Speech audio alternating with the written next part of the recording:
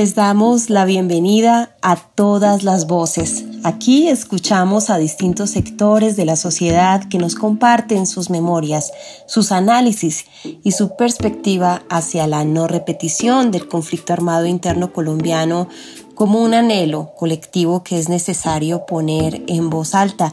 Yo soy Mónica Valdés y en esta oportunidad les quiero invitar a reflexionar sobre la verdad en la vida y en los cuerpos de las mujeres negras, cuáles son sus experiencias individuales y comunitarias impactadas por el horror de la guerra, por qué a ellas, por qué en sus territorios, cuál es la explicación y qué revelan los testimonios que viene acopiando la Comisión de la Verdad en diálogo con fuentes académicas, gubernamentales y comunitarias. Y para introducir este tema, hemos invitado a Eliana Sofía Angulo, coordinadora territorial en Buenaventura de la Macrorregión Pacífico, donde está también la Comisión de la Verdad. Escuchar la verdad de las mujeres negras es un imperativo de la Comisión de la Verdad. Constituye precisamente la columna y la matriz de la verdad del pueblo negro y, por lo tanto, sin ella será imposible construir una narrativa de verdad del pueblo negro. Pero además la verdad de las mujeres negras aporta a la construcción y comprensión de esa verdad plural y diversa, esa verdad necesaria en Colombia. Las mujeres negras desde sus diversas narrativas contribuyen a develar muchas de las complejidades del conflicto armado y de en conexión con esos elementos y factores estructurantes y que también son constitutivos del conflicto, como el racismo, el patriarcado, las desigualdades e incluso la misma forma como se ha constituido ideológicamente este país. La forma, por ejemplo, como la violencia y los actores armados han producido y ejercido estas violencias en los cuerpos individuales, colectivos, en las rupturas que ha generado en las dinámicas sociales, familiares, comunitarias, culturales y en el caso concreto del Pacífico, en esa conexión con el territorio. Es una verdad que devela esos impactos diferenciados y exacerbados. El conflicto armado ha producido sobre las mujeres negras violencias de todo tipo, incluida la discriminación racial y el racismo, las violencias sexuales, desplazamientos, desarraigo. Pero cuando las mujeres negras cuentan esta verdad, también permiten mostrar esas historias de resistencia, esos liderazgos en los procesos organizativos y comunitarios que son la esencia de la pervivencia y de la defensa pacífica del territorio. Son las mujeres negras quienes lideran la búsqueda de verdad, la búsqueda de sus familiares desaparecidos, entre otras búsquedas que hacen permanentemente en sus territorios y en estos otros territorios cuando salen desplazadas precisamente por la violencia. La verdad de las mujeres negras nos muestra que es imposible separar esa narrativa que nace del dolor, pero que trasciende a la resistencia pacífica, que también reconstruye y restaura. Por eso es tan importante que se cuente la verdad de las mujeres negras desde su propia narrativa. ¿Cómo se leen estas afectaciones con un enfoque étnico-racial, de género y territorial para aproximarnos cada vez más al esclarecimiento de la verdad con las voces de las mujeres negras? Sonia Londoño está a la cabeza de la Dirección de Pueblos Étnicos de la Comisión de la Verdad y nos cuenta cómo es que se está trabajando. Para la Comisión de Esclarecimiento de la Verdad, la escucha a las mujeres negras, afrocolombianas, raizales y palenqueras es de vital importancia. Queremos resaltar desde el capítulo étnico del Acuerdo de Paz el papel de las mujeres negras, que hubo mujeres negras de procesos, de organizaciones del pueblo negro que estuvieron allí en la construcción del capítulo étnico, poniendo de presente la incorporación del enfoque de género, mujer, familia y generación en todos los puntos del acuerdo. El capítulo étnico del Acuerdo de Paz establece que debe haber un enfoque étnico-racial y de género, mujer, familia y generación en todos los puntos del acuerdo, y este enfoque es desde la perspectiva de las mujeres negras, no desde la interpretación de otros movimientos de mujeres o de movimientos no étnicos, sino desde las voces de las mujeres negras que han resistido históricamente, que han resistido desde la trata transatlántica y que en el contexto del conflicto armado pues han sido víctimas de múltiples violencias, de un continuum de violencias que viene desde la trata transatlántica, la hipersexualización y la manera como sus cuerpos eran tratados y como la sociedad también concibe a los cuerpos y los aportes de las mujeres negras, que los invisibiliza. Y cómo esto se conecta también con el conflicto armado. Este ha sido un llamado que nos han hecho también las organizaciones de mujeres negras en los testimonios que hemos recibido, en la presentación de informes que se han entregado a la comisión, como de la Asociación de Mujeres del Norte del Cauca, ASOM, como de La Comadre y otros colectivos y organizaciones de mujeres que han contribuido al esclarecimiento de la verdad. En este caso, la comisión cuenta con una metodología étnica y contra el racismo, desde la cual hemos trabajado con grupos, con colectivos, también de manera individual con mujeres negras, recogiendo sus testimonios, escuchando también a las mujeres negras. Hay mujeres negras también dentro del equipo de la Comisión de la Verdad, y también hemos tenido la escucha a través de los reconocimientos a la dignidad de las víctimas y los reconocimientos de responsabilidad. En este caso, mujeres negras participaron en el reconocimiento a mujeres víctimas de violencia sexual, participaron en el reconocimiento de mujeres buscadoras y en el reconocimiento a la verdad del pueblo negro. Allí tuvimos la posibilidad de escuchar a mujeres negras, afrocolombianas, raizales y palenqueras respecto a su situación, respecto a la manera como el conflicto les ha afectado, pero también sus luchas y su resistencia, y esto es muy importante que el país reconozca los aportes de las mujeres negras que han sido invisibilizados por el racismo estructural, que han sido invisibilizados por esta larga historia de colonialidad y de racismo, y que los aportes a la paz y a la construcción de nación de las mujeres negras estén presentes. Por esto, en este reconocimiento, esto se hizo visible, pero sabemos que debe haber más espacios y espacios específicos de escucha a mujeres negras, y la comisión, junto con de la Dirección de Pueblos Étnicos y el Grupo de Trabajo de Género, continúa trabajando para que esto sea así. Queremos aprovechar la oportunidad para agradecer a las mujeres negras que han contribuido con su testimonio, tanto en los espacios públicos como en los espacios privados que hemos tenido, porque en el contexto de violencia y en la continuidad del conflicto en los territorios y por las múltiples discriminaciones y el racismo que sufren las mujeres negras, no es fácil. Sabemos que no es fácil dar este testimonio, pero también, como decía hace un momento, la lucha y la resistencia de las mujeres negras es fundamental para la construcción de la paz, y ha sido fundamental para la construcción de la paz y para que construyamos también una visión de futuro del país que queremos.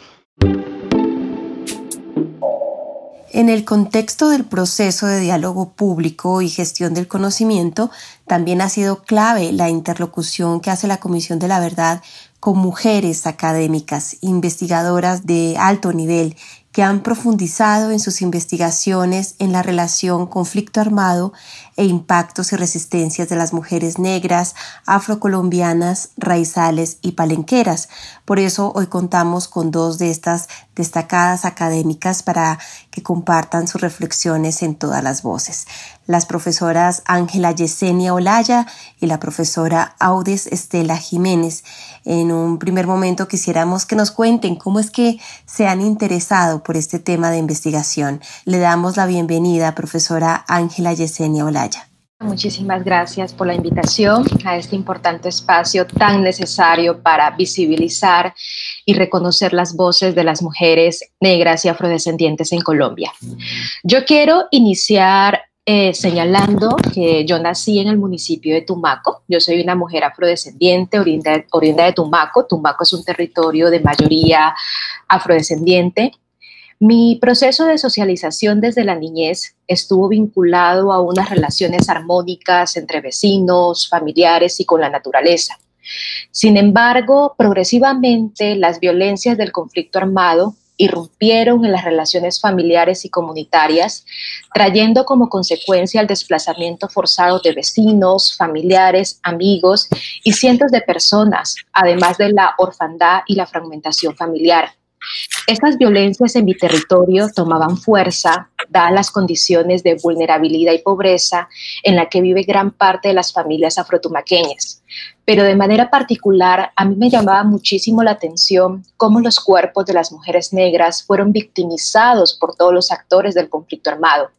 Estas mujeres fueron violentadas de manera física y sexual y vivían el cansancio en labores de cuidado y crianza. También vivieron maternidades forzadas y muchas de estas mujeres, vecinas, amigas cercanas, tuvieron que hacerse cargo de sus familias cuando la violencia les arrebató a sus compañeros hombres.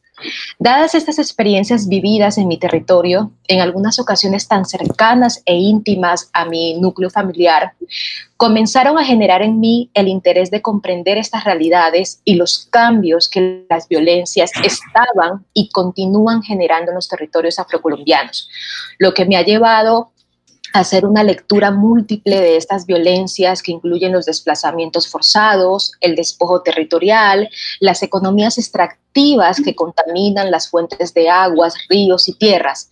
En otras palabras, me he dedicado a analizar cómo estas violencias patriarcales, coloniales y racistas destruyen el tejido social, cultural y comunitario y atentan contra la autonomía y los derechos ancestrales de las mujeres y las comunidades afrodescendientes.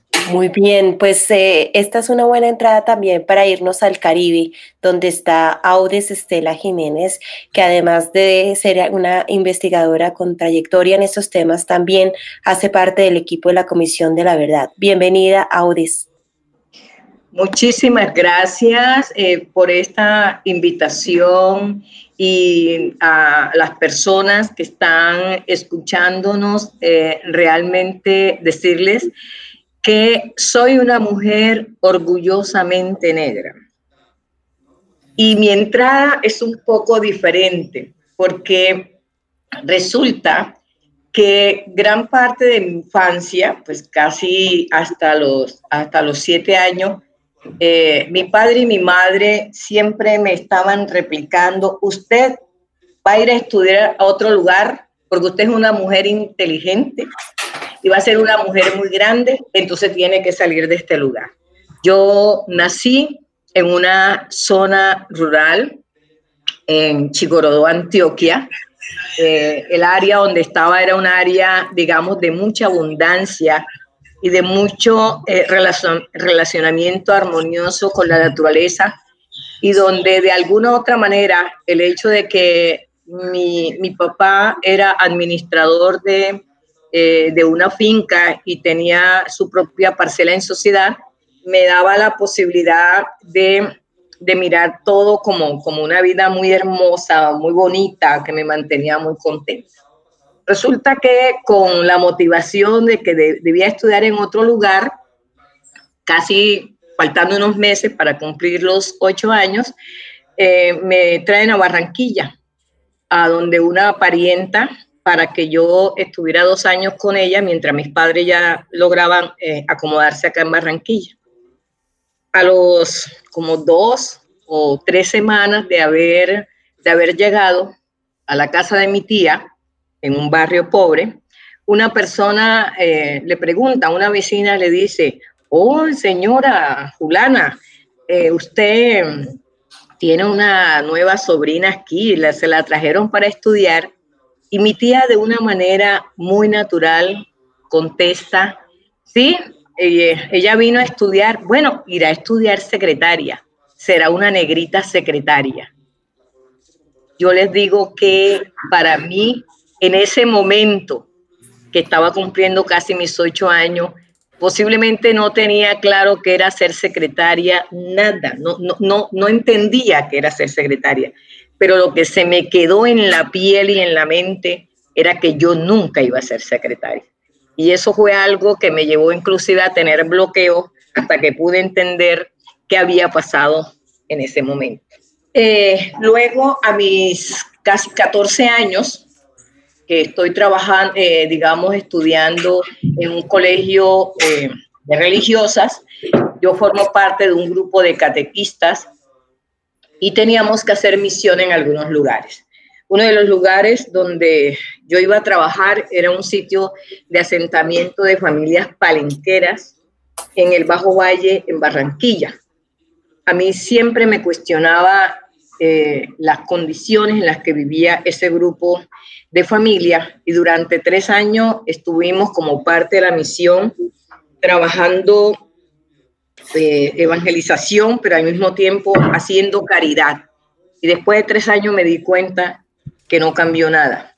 Y creo que ahí empieza un nivel fuerte de conciencia frente a qué se debe hacer, cuál era mi misión en esta tierra, realmente me preguntaba frente a eso. A los 19 años yo entro a ser parte de movimientos cívicos que demandan mejores condiciones de vida, servicios públicos, mejor vivienda, en fin, y creo que mi nivel de conciencia se va incrementando. Luego, cuando entro a la universidad, bueno, partía de un anhelo por estar muy cercana a temas que tenían que ver con la salud. Yo quería ser médica, pero mis posibilidades económicas no me dieron para ser médica, para estudiar medicina, así que estudié licenciatura en biología y química, que nunca ejercí de manera profesional, pero de todas maneras eso me daba un título y me permitía seguir haciendo mi trabajo social como siempre lo venía desarrollando. Me pasó algo que siempre me ha dado mucha risa y que tiene que ver también con temas de relacionamiento al interior de nuestras comunidades, y es que a los 23 años yo quise entrar al movimiento Cimarrón. Por ahí estaba en Barranquilla el movimiento Cimarrón en su apogeo, y bueno, quise entrar, pero no se me permitió, porque en ese entonces yo tenía un novio mestizo para los compañeros que formaban parte del movimiento Cimarrón, entonces obvio no reunía las características para ubicarme como negra y no me dejan entrar. A partir de los 24 años, sin darme cuenta, yo empiezo a liderar procesos sociales integrados mayoritariamente por mujeres. Esto me va a llevar a encontrarme con una cantidad de experiencias de vida que me indican que las desventajas de las mujeres en relación con los hombres frente a oportunidades de educación, de empleo, de participación, etcétera, etcétera, son muy diferentes, y ahí me empiezan una serie de cuestionamientos que me llevan también a buscar teorías, conocimientos, y por eso entonces entro a estudiar una especialización ya bastante después de los 30 en género, planificación y desarrollo, al mismo tiempo que estoy haciendo una especialización en gerencia social y muchos cursos y diplomados en temas de políticas públicas, en fin, con todo esto con énfasis en derechos humanos, con resolución de conflictos. Ya para esa época me he encontrado en Barranquilla con una serie de desplazamientos que empezaron y que a mí personalmente me toca atender a algunos que tienen que ver con personas que llegan del Salado, de toda la masacre que se hace en el Salado, y me encuentro ahí de frente, estando en la ciudad, con experiencias devastadoras, y precisamente eran en su gran mayoría de población negra. justamente hablemos sobre el tema del racismo y de la discriminación que muchas de ustedes han analizado como un elemento sistemático. Ante el asesinato de George Floyd en Minneapolis, el alcalde en algún momento, Jack Frey, opinó sobre el asesinato de Floyd, diciendo que ser negro en Estados Unidos no debería implicar una condena a muerte. Yo quiero preguntarles, profesoras, si ustedes consideran que la condición de ser mujer y negra las pone en peligro a la población en un sentido, en la medida en que hay racismo y discriminación. Sí, gracias, Mónica. Esta es una pregunta muy interesante y creo que es la columna vertebral para entender las dinámicas de la guerra y del conflicto armado en Colombia. En principio, en Colombia hay una negación muy fuerte de las conexiones entre el racismo y el conflicto armado. Si nosotros miramos el mapa de las violencias armadas en el país, nos damos cuenta de que los territorios que han sufrido los mayores impactos de la guerra en términos de desplazamientos forzados, despojos y masacres, son territorios que históricamente han sido producidos como los márgenes o las periferias del país, y donde se presentan los mayores indicadores de necesidades básicas insatisfechas como consecuencia de una débil o nula presencia del Estado. Desde ahí ya tenemos una dimensión racializada de la geografía nacional y esto va a incidir de manera directa en la negación de las voces y los rostros de las mujeres víctimas del conflicto armado, porque son mujeres y comunidades que han permanecido históricamente segregadas de todo proceso de participación económica, política y social.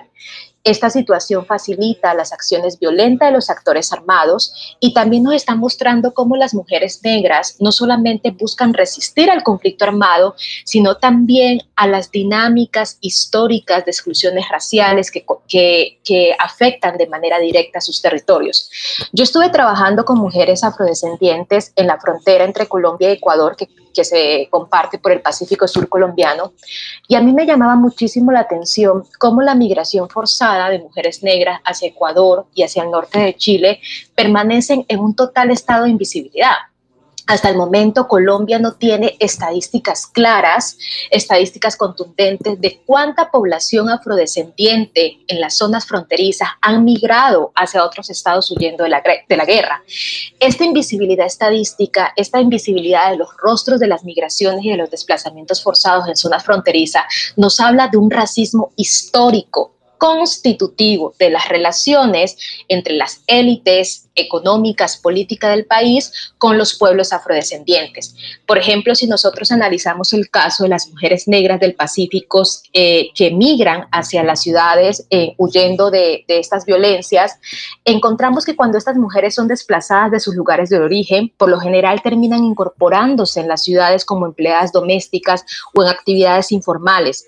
Las mujeres en estos contextos habitan en los márgenes o llamados lugares de invasión en los que vuelven a ser desplazadas, ya sea por la presencia de actores armados o por las violencias de orden racial que las criminalizan o criminalizan a sus hijos. Por ejemplo, muchas de las mujeres afrodescendientes, sus hijos en edad de juventud, han sido víctimas de perfilamiento racial en requisas e imposición de medidas correctivas, hostigamientos, violencia física y verbal, que constituyen vulneraciones a sus derechos humanos, pero que también confina a las mujeres a vivir en ciertos espacios caracterizados por una alta precarización. De esta manera, creo que en Colombia las identidades afrodescendientes dentro de las lógicas de poder racista se han creado como unas identidades desacreditadas bajo estas lógicas de poder que se constituyen desde el racismo. En este sentido, ser mujer, ser jóvenes, ser negras, ser desplazadas, ser pobres, colocan a las mujeres en altísimo riesgo y en altísimos contextos de vulnerabilidades sociales. La pobreza extrema y los prejuicios racistas contra las subjetividades y los cuerpos de las mujeres negras son grandes barreras para que estas personas logren insertarse en la vida económica y social del país. Y esto tiene un gran impacto para que las memorias, los rostros de las víctimas del conflicto armado permanezcan silenciados, segregados, en condiciones de exclusión, y esto no genera precisamente la construcción de una reparación colectiva e histórica que permita dignificar las condiciones de vida de la población afrodescendiente. Profesora Odes Jiménez, ¿cómo la mujer negra se convirtió en un botín de guerra? La violencia contra las mujeres negras ha estado marcada por diferentes patrones, pero todos tienen un trasfondo relacionado con prejuicios raciales y discriminación racial. Y estos elementos han sido heredados de la época colonial, época en la cual se hizo una negación del otro, o sea, se desconoció al otro como ser humano. Desde ese mismo, desde esa misma dinámica se empieza un proceso que permite desarrollar toda una serie de construcciones sociales naturalizantes o que naturalizan la condición y la posición determinada por supuestamente una supremacía blanca, sobre todo fundamentada en hombres, que coloca en un lugar de inferioridad a los otros que no se parecen a mí, supuestamente. En ese sentido, las violencias en el contexto del conflicto armado interno para las mujeres negras se han acentuado los impactos psicosociales, psicológicos, espirituales y también los impactos en lo económico propio de la discriminación étnico-racial que va a tener sus raíces en la esclavización.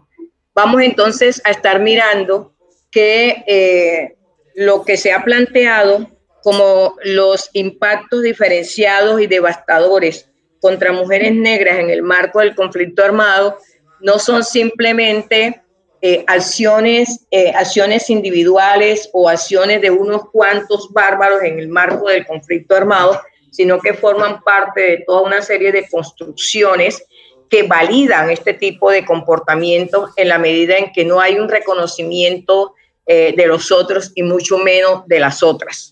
Porque lo que vamos a encontrar inclusive en este marco del conflicto armado, en este contexto del conflicto armado, es que va a haber una diferenciación de las mujeres negras en cuanto a impactos relacionados con, los otros sectores poblacionales de mujeres también en el contexto del conflicto armado, pero también hay una diferenciación en cuanto a los impactos relacionados con los hombres.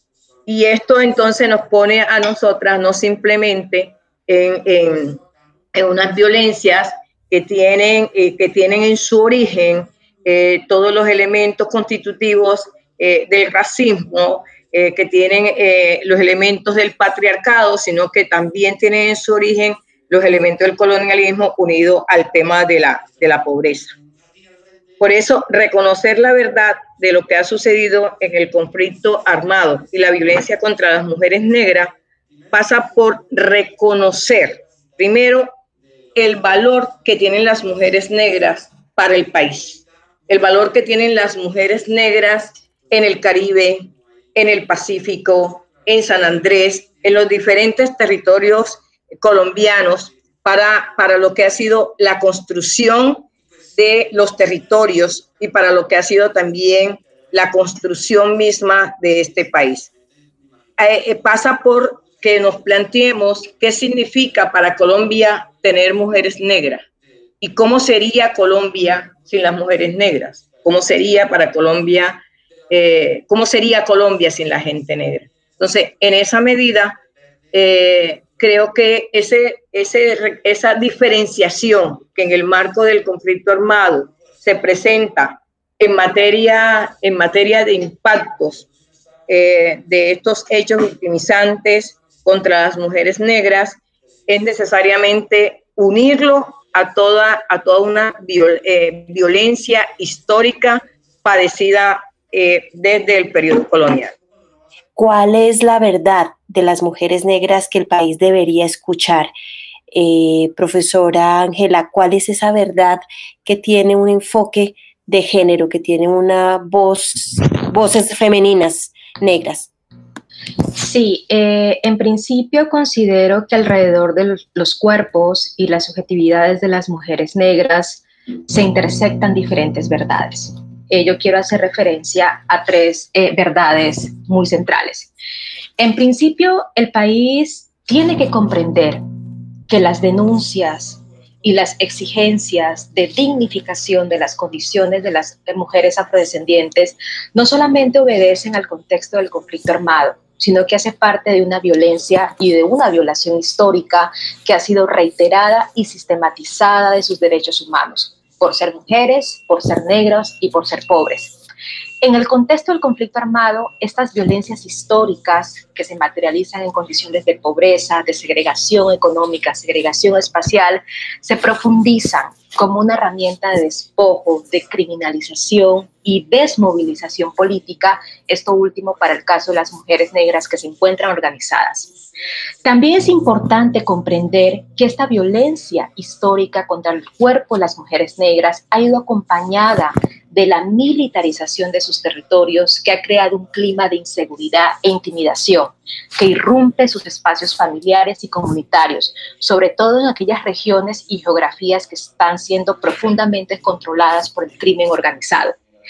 Y creo que es muy importante que el país comprenda, entienda que las mujeres negras se organizan y denuncian no solamente las afectaciones del conflicto armado, sino también el carácter patriarcal del Estado y colonial, y demandan transformaciones de carácter estructural como una reparación colectiva, efectiva, de no repetición. En este sentido, a través del activismo, a través del liderazgo, de la organización política, de la organización comunitaria, las mujeres negras están aportando a la construcción de una nación donde la dignidad y el respeto por el derecho a la vida sean los ejes principales de relacionamiento entre los diferentes grupos sociales que habitan en nuestro territorio. Muchas gracias. Y bueno, en esa doble verdad, desde la resistencia y desde la victimización, profesora Audis, ¿qué nos puede completar?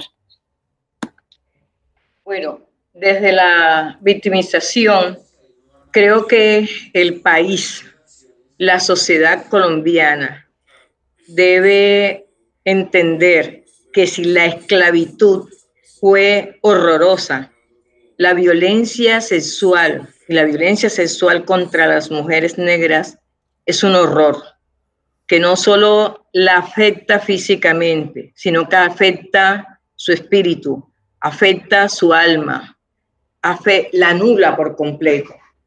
Y esto el país no se lo puede seguir permitiendo. La sociedad colombiana no puede seguirse permitiendo esos actos de deshumanización. El otro acto es el del desplazamiento forzado.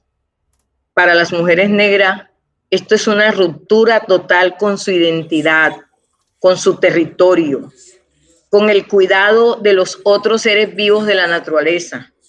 Este cuidado de los otros seres vivos de la naturaleza que se hace mayoritariamente desde mujeres negras son lo que constituye realmente la fuente de alimento que necesitamos desde todos los sectores poblacionales.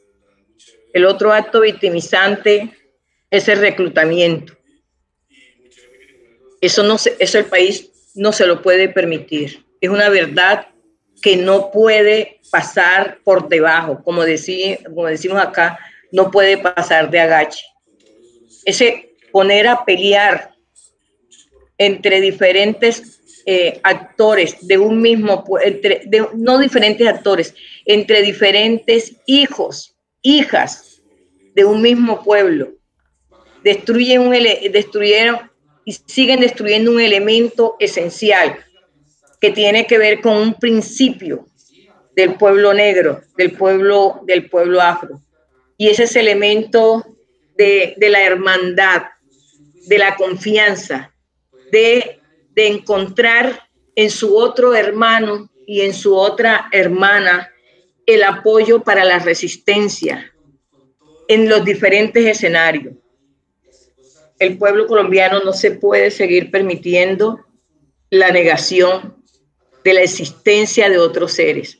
Aquí es necesario reconocer que somos varias culturas, que somos varios pueblos, que este pueblo no puede seguirse viendo desde el lente de un solo sector poblacional? Sí, yo considero que es importante también mencionar que a través de la organización, del activismo y de los liderazgos de las mujeres negras, ellas están aportando a la construcción de la memoria del conflicto armado en Colombia desde una pluralidad de voces. Y esto es muy importante porque en ocasiones en el imaginario nacional, cuando hablamos de los pueblos afrodescendientes o de las mujeres negras, tendemos a homogenizar las experiencias en la forma en cómo las mujeres están viviendo el conflicto. Cada geografía del país va a tener sus propias particularidades, va a tener sus propias dinámicas también de resistencias en la forma en cómo las mujeres hacen frente a la guerra y las estrategias que crean para reconstruir el tejido sociocultural de sus comunidades. En este sentido, conocer las experiencias de las mujeres del Caribe en diálogo con las mujeres del Pacífico o con las mujeres que viven en el centro del país, por poner algunos ejemplos, es muy importante porque nos permite mirar cómo el conflicto armado ha impactado de manera diferenciada.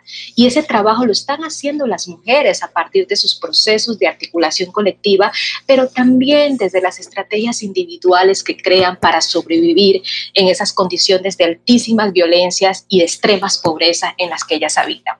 Entonces, esas voces, esos rostros, esas historias hacen parte de las verdades, hacen parte de las memorias que necesitan ser escuchadas por el país, porque de esta manera podríamos crear estrategias diferenciadas atendiendo a esa pluralidad de voces y a cada uno de esos contextos locales que están creando las mujeres.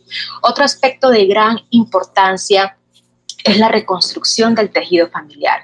En el municipio de Tumaco, gran parte de las familias han sido desmembradas por las violencias y quienes asumen ese liderazgo de reconstruir la familia son las mujeres. Hay un trabajo sumamente fuerte desde la educación para reconstruir las identidades, las culturas que han sido fragmentadas en estos territorios, porque hay que decirlo, la violencia también se ha convertido en un espacio de socialización de las nuevas generaciones. Entonces, las aspiraciones de los niños, el reclutamiento forzado de los niños por los actores armados transgrede los valores colectivos, los valores ancestrales de las comunidades afrodescendientes, y quienes están asumiendo ese liderazgo de reconstruir la identidad propia, reconstruir los saberes y los valores tradicionales de articulación social son las mujeres negras, ¿no? Entonces es un trabajo sumamente fuerte que tenemos que resaltar, que tenemos que acompañar y visibilizar, porque hace parte de esa geografía nacional, de esas voces situadas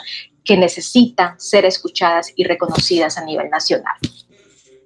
El pueblo colombiano no puede desconocer los grandes aportes que nos deja en materia de resistencia, de reconstrucción de la vida de las mujeres negras, aún en medio de situaciones tan graves como el conflicto armado. No puede desconocer todo el trabajo que se ha hecho para construir comunidad desde escenarios difíciles, construir convivencia, para hacer construcción de paz, generar condiciones en procesos de vida que den sentido, que den valor a esa vida para que sea sostenible. Entonces, la resistencia que se ha hecho, los aportes que yo creo que inclusive la Comisión de Esclarecimiento de la Verdad, por el tiempo que tiene ya no alcanza a hacerlo, pero debe dejar abierta una puerta, es el estudio realmente detallado de los aportes que se ha hecho desde las mujeres negras a las actividades económicas, a la medicina tradicional, a la cultura misma, a las familias, la construcción de las familias. En el Caribe colombiano un elemento que rescatamos es esa familia extensa, solidaria, que comparte y que además se extiende no solamente en el marco de los lazos consanguíneos de la familia negra, sino que se extiende a las otras familias independientemente de los sectores poblacionales a los que participe.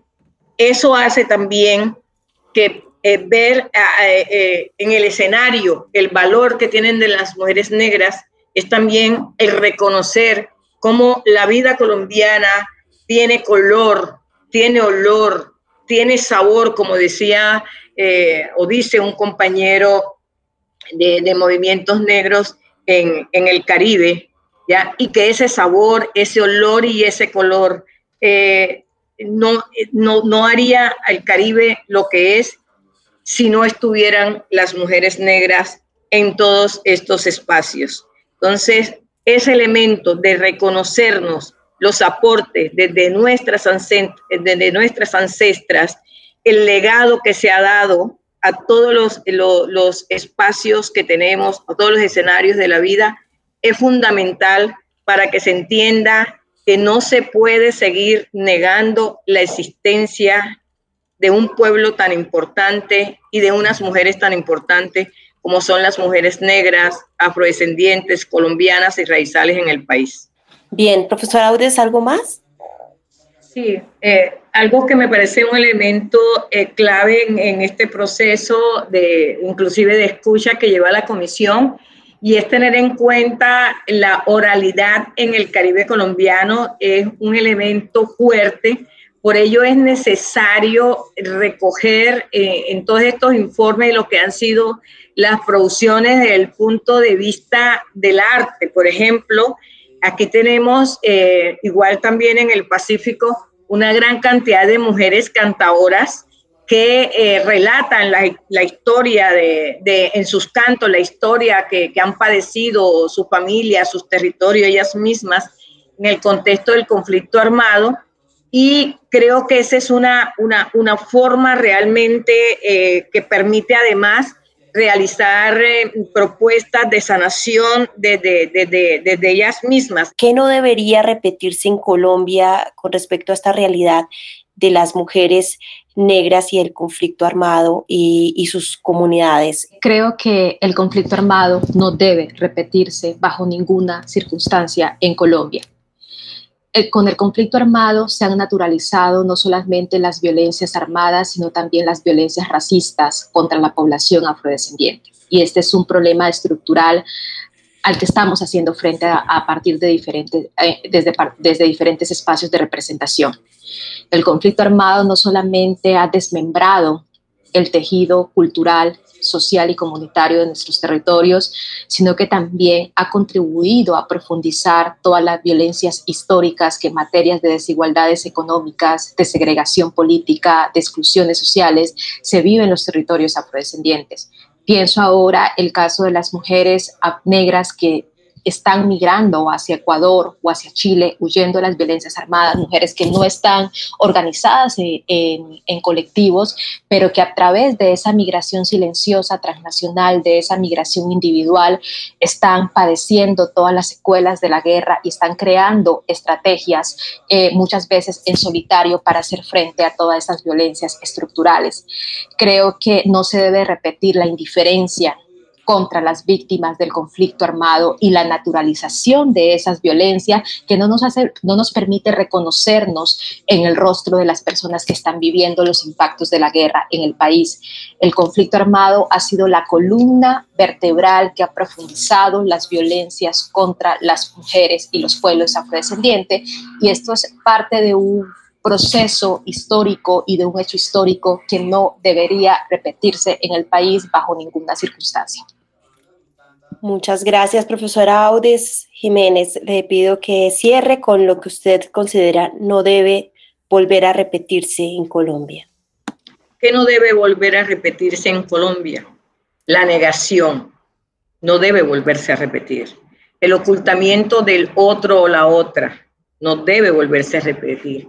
Que a este país no le importe la gente negra, que no le importen las mujeres negras, que no le importe el despojo, la expropiación que se ha venido dando a comunidades negras. Esto no se puede volver a repetir.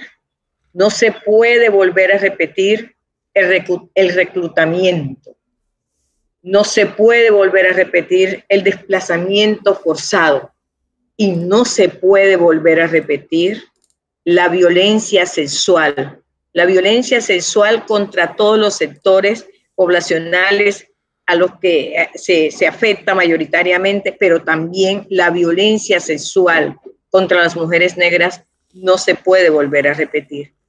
Este país no se puede seguir dando el lujo de ignorar que somos una plurinación, que no podemos seguirnos viendo como una nación en su totalidad, que somos diferentes, pero que esas diferencias no pueden llevarnos a estas extremas desigualdades en las que vivimos.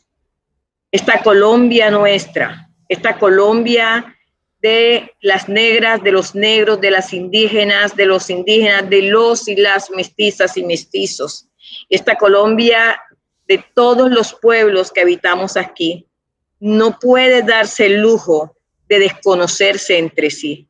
Tiene que ser una Colombia que entienda que necesitamos avanzar hacia el reconocimiento entre nosotros y entre nosotras.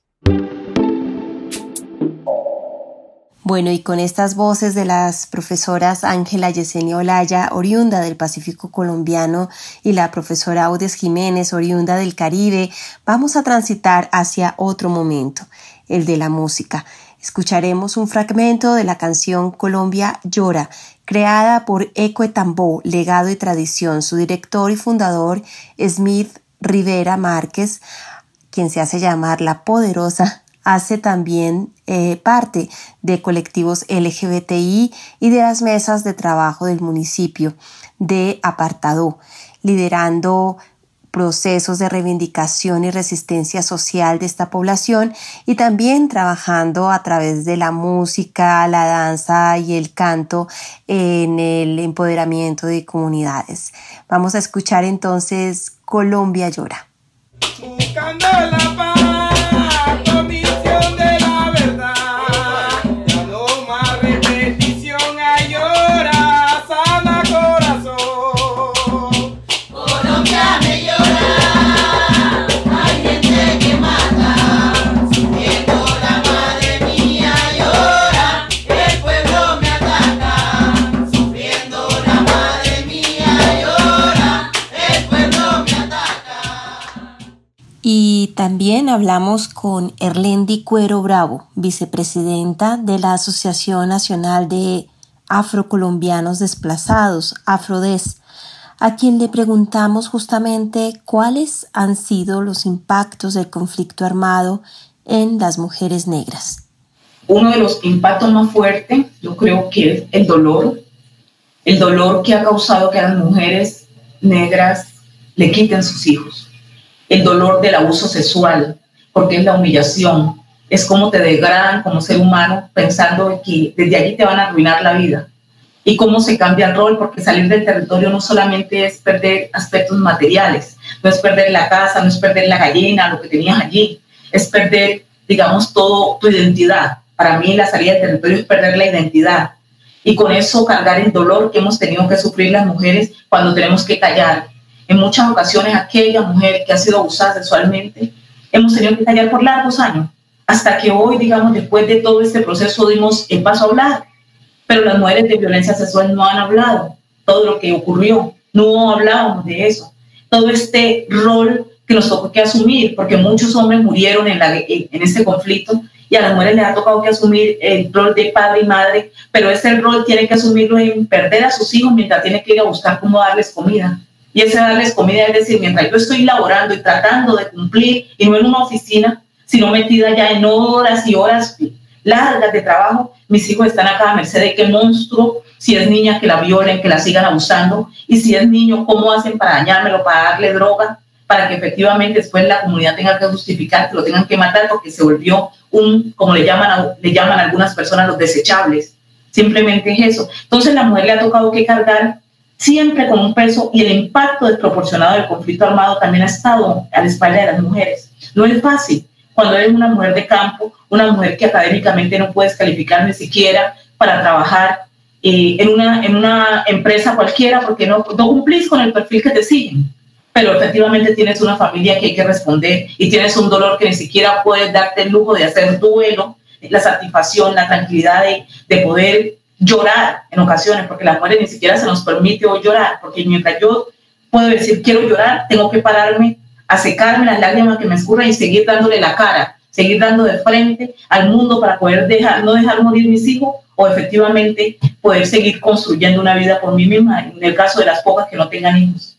En los espacios de escucha y los actos de reconocimiento público de las víctimas del conflicto armado, así como en la toma de testimonios a lo largo y ancho de Colombia y en el exterior, la Comisión de la Verdad ha recogido relatos de mujeres víctimas para documentar impactos diferenciados que atañen a la guerra y su vivencia, pero también la grave violación de los derechos humanos por parte de distintos actores del conflicto. Con un sentimiento de empatía y profundo respeto, les invitamos a escuchar este relato de una mujer víctima, de María Labaja, quien entregó su testimonio a la Comisión de la Verdad. Yo fui violentadamente de ellos, fui esta quemada del señor Pellito. Él era paramilitar. Una muchacha había tenido una discusión con mi hermana y yo le dije a ella que las cosas no eran así porque él era su esposo de ella, para que ella estuviera cada ratico amenazándole y todo. En la mañana yo me levanté a hacer mis oficios en mi casa. Cuando vi fue la casa, el patio todo rodeado de ellos. Me dijeron, a ti te queremos. Y me llevaron. Me decían tarullera, me decían nombres feos. Yo le dije, no, pero ¿por qué me dicen así? El señor, después que me dijo todo eso, yo quedé tan asombrada porque yo digo, no, yo porque voy a estar contigo si tú no eres marido mío ni nada. Dice, no, no importa. No, él era paramilitar. Y él me decía a mí, ¿tú me conoces a mí? Yo dije, no te conozco, yo sé que eres un hombre. Me dice, yo soy para. ¿Y eso qué? Yo le dije, ¿eso qué? Los que muchan cabeza, me dijo así. Y dije, sí, bueno, está bien. Si me la vas a muchar, múchame. Me dijo, no, yo no te la voy a muchar. Tú me vas a desfilarle a todo este poco de hombre que tengo aquí. Y después me dijo, para que no te olvides de mí, te voy a hacer una marca con. Pero yo sí veía la varilla en el fogón, pero nada de que me imaginé que me iba a matar. Cuando el muchacho me hizo la vuelta así, que me agarró, un muchacho me agarró y me dio una vuelta así, y él me la pegó aquí. Y, me marcó como si fuera propiedad de él, como marcar un ganado. Y yo le dije, porque verdaderamente no me acuerdo de más nada, porque él me quemó y yo me desmayé, que no sé de más nada, ni si abusaron todos de ellos, de mí, no sé. Yo no he olvidado eso. Yo nunca he podido olvidar eso. Eso lo tengo como aquí, no lo he podido olvidar nunca. Yo creo que ellos me hicieron eso porque yo era negra. Creo que él me marcó porque era negra, del color negro, y me marcó como que si fuera una esclava. La época de la esclavitud marcaban a las mujeres negras, así fue como me marcaron a mí los autodefensas.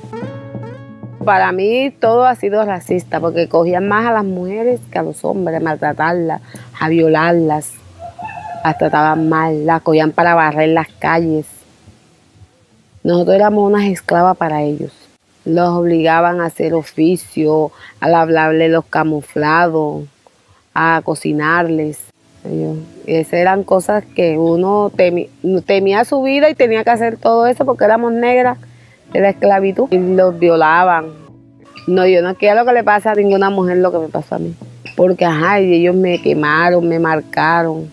Y esa herida yo no la he sanado, porque yo vivo con esa marca. Eso fue en el 2000. Para mí la violencia nunca se acababa. La autodefensa llegaba, bueno, nosotras mujeres negras las cogían, se las llevaban, las violaban, las maltrataban. Ellos los decían esclavas a nosotros. Hay mujeres embarazadas que quedaron de ellos. Ellas han criado a sus hijos con su lucha. Esa era una práctica de la esclavización. Pues lo usaron contra mí en este tiempo. Para mí sí, yo creo que los blancos tienen a uno como un negocio, porque siempre han tratado mal a los negros, siempre por encima de ellos porque ellos son blancos. Yo le diría a ellos, a los de alta defensa, a los jefes de ellos, que no hagan más esas cosas de acto de violencia con nosotros las negras. No, la herida mía no se sana, porque siempre que yo me veo eso, tengo en la imagen, como ellos eran blancos, yo era negra, los ponían como si fuéramos unas esclavas. Las esclavas usaban, las cogían para trabajar y después las marcaban como propiedad de ellos. Eso fue lo que ellos hicieron conmigo. Esta sociedad hay que enseñarle a respetar a las mujeres negras a no violentarlas, a no marcarlas como esclavas. Para que no se repita lo que a mí me sucedió, hay que educar a la sociedad.